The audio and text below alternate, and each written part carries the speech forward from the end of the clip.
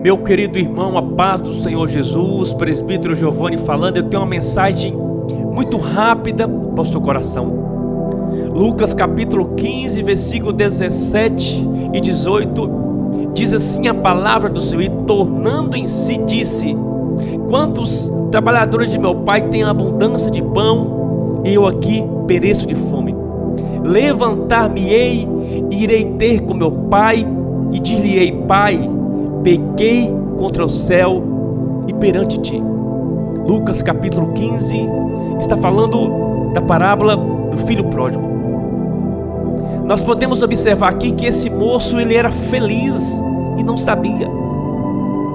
Esse jovem tem um pai, ele tem um irmão, ele tem uma casa, ele tem pão com fartura, ele tem gente para servi-lo, nada lhe falta. Ele tem afeto, ele tem amor, ele tem provisão, ele tem sustento, ele tem honra, ele tem herança, ele tem um futuro promissor, ele tem tudo. Mas aqui entra um dos pontos mais críticos da vida do ser humano, que é a questão da insatisfação. É quando você olha e não valoriza o que você tem. Se você for olhar a história bíblica, por que houve uma queda no céu? Por que Lúcifer foi lançado do céu? É porque ele, embora sendo feito um querubim da guarda, um anjo de luz, ele estava insatisfeito, queria ser igual a Deus e acima dos outros anjos. E de repente, ele não era satisfeito com o que tinha. Por que Adão e Eva caíram no Éden? Eles estavam no paraíso, no lugar perfeito, criados perfeitos, tendo comunhão com Deus perfeito, mas de repente o sentimento de insatisfação introduziu-se no coração deles. E aí eles começaram a pensar que o jardim era muito estreito e pequeno, muito inadequado para eles, que eles tinham capacidade de muito mais, potencial para muito mais, e começaram a aspirar coisas maiores do que aquelas que eles tinham.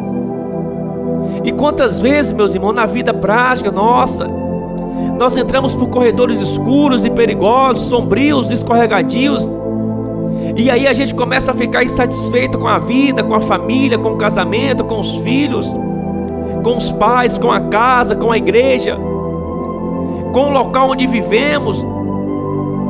E quando esse sentimento é introduzido no coração, a vida começa a ficar sem sabor. A mesa farta já não faz mais sentido mais.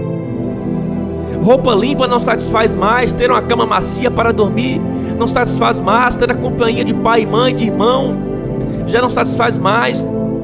De repente tudo aquilo que Deus pôs na sua mão parece que não faz mais sentido.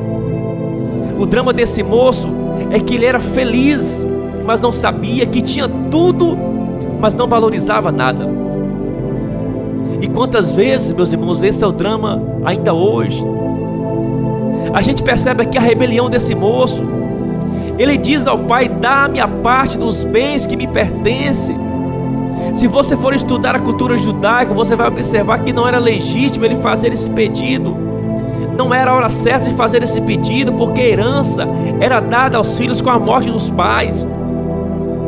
Era natural os filhos usufruir dos bens do patriarca, mas pedir antecipadamente a herança era uma desonra, uma humilhação ao patriarca. É como se o filho dissesse: pai, eu sei que eu só tenho direito depois que você morrer, mas como para mim o Senhor já não importa mais, a minha vontade, o meu desejo, o meu prazer, a minha aspiração é muito maior do que a tua própria vida. Então para mim o Senhor já está morto no meu coração, então eu quero o que é meu. A insatisfação é o primeiro estágio da rebelião.